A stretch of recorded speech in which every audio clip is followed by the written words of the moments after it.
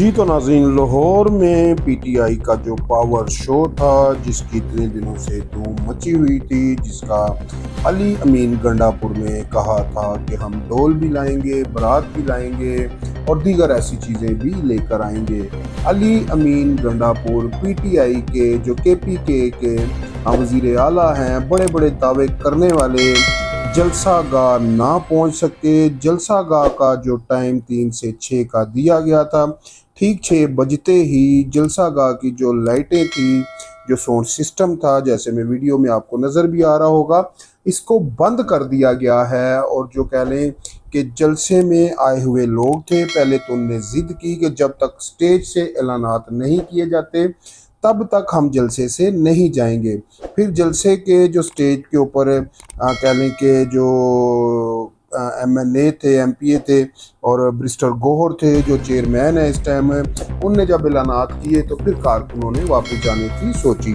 तो ये जो मनाजर आप देख रहे हैं नाज़रीन, ये जलसागाह के बाहर के हैं जहाँ से मेन इंटरेस्ट थी। ये लाहौर का कह लें कि एक इलाका है जिसको काना कहा जाता है। यहाँ पर कहा यह जाता है कि मवेशी मंडी भी है और ये बहुत बड़ा एक एरिया इनको दिया गया था जलसा करने के लिए। कहा यह जाता है कि जो इनको कह लें कि जो मनारे पाकिस्तान था, जो यादगार थी, उस जगह पे जलसा इसलिए नहीं करने दिया गया। असल में पीटीआई को सही मकामात इसलिए नहीं दिया जा रहा कि कहीं वो धरना दे करना बैठ जाए। यहाँ पर मसला ये है कि जो बुलंद तरीन दावे किए जा रहे थे कि जलसा बहुत बड़ा होगा, बहुत हाई फाई हो जाएगा, पूरे पाकिस्तान से लोग आएंगे, इसका फ़ैसला तो नाज़रीन अब आपको ख़ुद करना होगा कि ये जलसा क्या बहुत बड़ा था या जलसा छोटा था। अगर देखा जाए तो जिस तरह ब्रिस्टर गोहर थे या अली अमीन गंडापुर साहब थे या दीगर ऐसे जो पीटीआई के रहनुमा थे, अगर इन लोगों ने इतना जून भी मैं कहता हूँ इकट्ठा कर लिया है तो ये भी एक बहुत बड़ी तादाद है। जैसे कि हुकूमती वफ़द की जानिब से जो कह लें कि जो दावे किए जा रहे हैं, कह लें कि जो अज़मा बुखारी साहबा हो गई और अता तारड़ साहब हो गए, उनका कहना 3 से 4 हज़ार का ये क्राउड था और कुछ लोगों का ये कहना है 15 से 20 हज़ार का क्राउड था।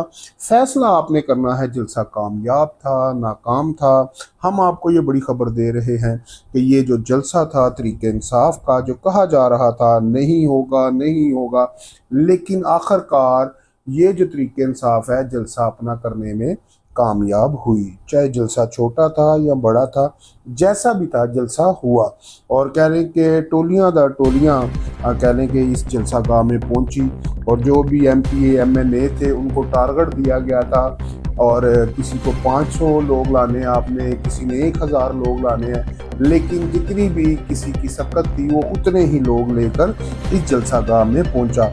नाज़रीन, जेजेटीवी के कह लें के प्लेटफॉर्म से हम आपको ये खबर दे रहे हैं कि ये जो पीटीआई का जलसा था, कह लें कि जो लोग थे पीटीआई के रहनुमा, जिस तरह कह लें कि स्क्रीन में आपको नज़र आ रहा होगा कि जो साबका कह लें कि स्पीकर हैं असद कैसर साहब, ये भी जब कह लें कि रास्ते में थे तो जब मीडिया ने इनसे सवाल किया जेजेटीवी की टीम ने, तो इनने कहा आखिर जलसा होगा और भरपूर जद्दोजहद हम करेंगे और पूरी जोशो खरोश से ये जलसा हम इसको कामयाब करेंगे। नाज़रीन, कामयाब तो हुआ जलसा, लेकिन यहाँ पर मसला ये है कि जो बड़े बड़े दावे करने वाले, बड़ी बड़ी बढ़के मारने वाले अली अमीन गंडापुर साहब थे, वो यहाँ पर कहीं भी नज़र नहीं आए। जब अली अमीन गंडापुर को ये मालूम था कि 3 से 6 का टाइम है, तो अली अमीन गंडापुर पेशावर से यानी कि केपीके से सुबह क्यों ना निकला। यहाँ पर अब लोग ये बातें कर रहे हैं कि अली अमीन गंडापुर इसलिए लेट निकला है कि वो पंजाब में पहुँचे ही ना, कहीं पंजाब में उसको गिरफ्तार ना कर लिया जाए।